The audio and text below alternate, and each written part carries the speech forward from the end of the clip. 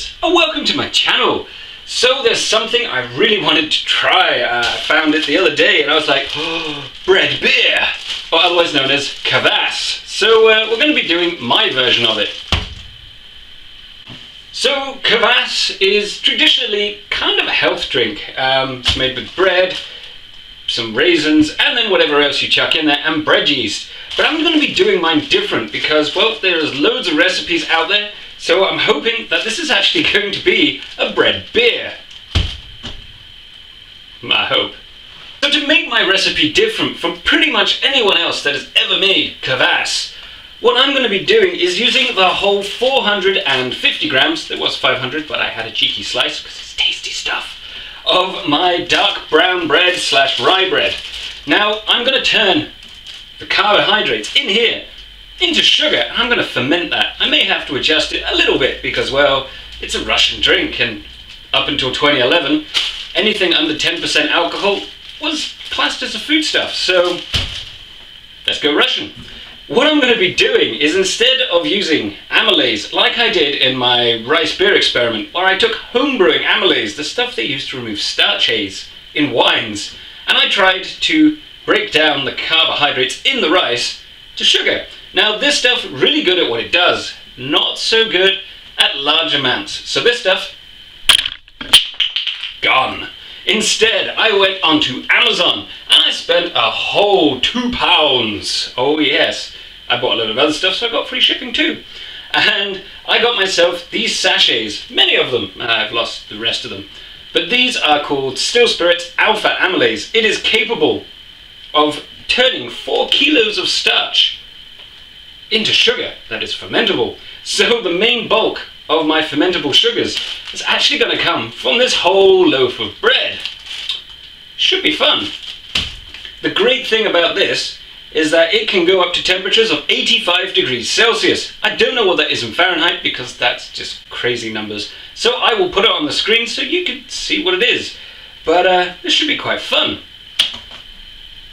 So because this hasn't been done before, this is one to definitely watch and just go, that's kind of fun, or a bit weird. So don't try this until after I've done the tasting video, just so it's out there. But basically, we're going to be following the similar lines to making traditional kvass, bread beer. So the only real change is, I've got a lot more bread. I got 8 slices of this stuff because it's pretty weighty. So I'm going to go and toast up my lovely bread. It looks pretty. So I'm going to go and toast this until it's toasted and not squidgy. Smells so good. Kind of smells malty. Bit like beer. Who would have known? So I'm going to go do that and I'll be right back. So my bread has been toasted. It smells really good. It does smell really good. It's got a really nice smell to it. The toasting gives you a bit more colour because, well, it's supposed to taste like a mild weak beer. Now I'm going a bit extreme and using all of it, and I'm going to be using amylase to convert the starches into sugar. So doing some quick maths, it works out if I just brewed this up and used the amylase and it worked perfectly, I would have a reading of 1.010. Slightly over, I think it's 1.012 anyway. Not the point. So I'm going to be adjusting it. Since I'm using amylase instead of using sugar, I'm going to add a cheeky 200 grams of our finest oats, since I'm already using the amylase, and it'll bump up the alcohol a bit more without needing to add sugar. So I'm just going to go grab my stuff and we're going to do that. So I have picked up, well, I actually took out and washed my slow cooker, the actual pot bit I used when I used to make stews, and I'm going to be using this to convert the lovely bread into beer. So into it I'm going to add in my oats. Now if you want you could add anything in there, or actual malt, but I think this would technically go along the lines of something that the Russians would do, in my opinion. So there goes my oats. No need for toasting, they're just there for sugar. The flavour comes from the rye bread, so I am going to break this up a little bit. Just so that the amylase can get in there and do its thing, because I'm going to filter this off. So break it up. Oh, it smells good. More ripping needed. So I am done. My pot looks very strange. So what I did while I was toasting my lovely bread in the oven. I boiled the kettle since this nice thick base pan will keep the heat in, but it will also rob some of the heat. So in goes 2 litres of water, just enough to hopefully cover this all up. Bread soup. I'm going to be cheeky and I'm going to get my thermometer just to see what the temperature is. So it's actually reading around 70, yeah, about 71 degrees. So that's perfect. Now we just add in our amylase, he says. Where did I hide my scissors? Scissors. I have scissors. So basically, I'm going to put in the whole of this sachet, even though it is enough to do 4 kilos. This should mean this should only take a few hours, so sprinkle it on top. My plan worked out rather well. So since I've already used this, mix around. I'm going to stick the lid up, wrap it in a towel. When I find a towel, find a lovely towel. I'll probably get another one, and I'm just going to wrap this up and I'm going to leave it for a few hours. So see once I'm done, once this is done. Once something is done, I'll be back.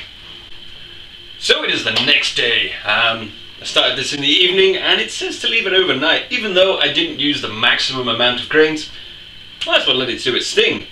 So let's take off these towels. Very delicately done, you know.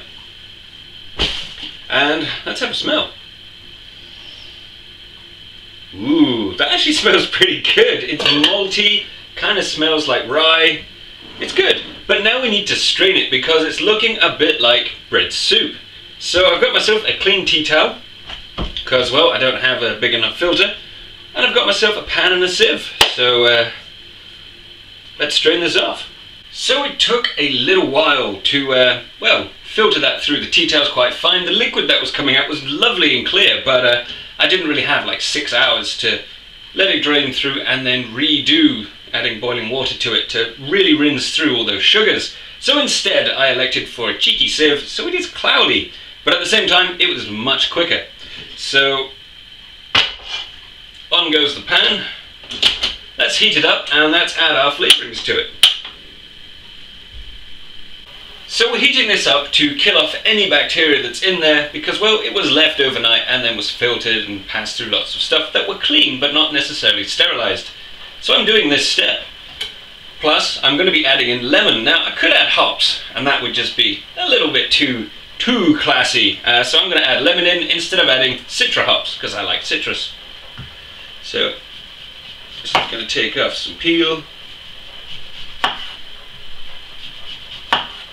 And I'm not really worrying about the white because the bitterness, a little bit of bitterness in there, would be like using an actual hop. But we're cheating, so, I mean, it's bread beer. Here goes my lemon. Now let's sterilize this. Now along with our lemon, I'm going to be using 20 grams of sultanas, and in they go. That's going to be a little bit of body, but really it's just in there for the nutrients, for it to ferment. So it's just come up to temperature. I've sterilised my worktop. I'm going around sterilising all the equipment now using bleach and washing up liquid. Thin bleach. The reason I'm doing that is, well, at this point we don't want it to get infected because, you know, I've spent well, nearly 2 days putting this together just to see if it works. So at this point, good practices, sort of. But the lemon's coming through. Nice. So everything is here and ready. The only thing that isn't is my hydrometer, which is still being sterilised because, well, you know, best to be safe than sorry with a recipe you just made up. So what I've got here is my 5-litre fermenter with already about 1.5 litres of cold water in there, and I've put my lovely, not quite sure what it is, bread beer, that's what I'm calling it, into my sink, and I cooled it down because, you know, I'm cool like that. Making it too hot and trying to put it in just sucks, so a quick cheeky cool down. So now let's pour this in. And since my hands have been washed with bleach, I'm going to add in the lovely sultanas once this is finished draining, since these have more nutrients to give out. Dun, dun, dun, dun. I was expecting them to come out. Now, because this is going to foam quite a lot, I've actually only got 4 litres in here, so it is a little bit under a gallon, but at the same time I don't want it to puke everywhere, so 4 litres is perfectly respectable for what we're going to do. So I'm going to give this a shake, and then I'm going to take a hydrometer reading. So I have given this a damn good shake, as you can tell by the foam. That's some of the rye and some of the oats. And I've taken a hydrometer reading, and it's reading 1.032. So I must have added in a couple of more oats than I thought. Whoops. To get to this percentage, unless the rye bread was off and there was more rye bread in that pack. But it's probably me and the oats, but still, that comes out to a roughly 4.5% maybe. So, oh well, that was a nice little thing. I was expecting it to be somewhere like 4-ish, but not to read 1.032. So that means that this technically is an actual beer, which is pretty cool. So I'm going to be using, since I know there's a load of crud in here, I was going to use bread yeast, but since I was a bit lazy on the filtering, I'm going to add in actual lager yeast, or ale yeast in fact, because it forms a good cake at the bottom. So here we go. Just sprinkle some in and let the puking commence. Now I put my lid on, but not tight, so air, well, CO2 can escape and bugs can't get in unless they can lift the lid. So yeah, this will be a rather interesting one, because I really want to know what it tastes like, my own version, and what the real one tastes like. So what's going to happen is I'm going to put this to one side, and I'm going to let this ferment, and let's see how this turns out. So I hope you enjoyed the video, and check out the other ones, and I'll catch you in the next one. Carry on homebrewing, guys and girls. See ya.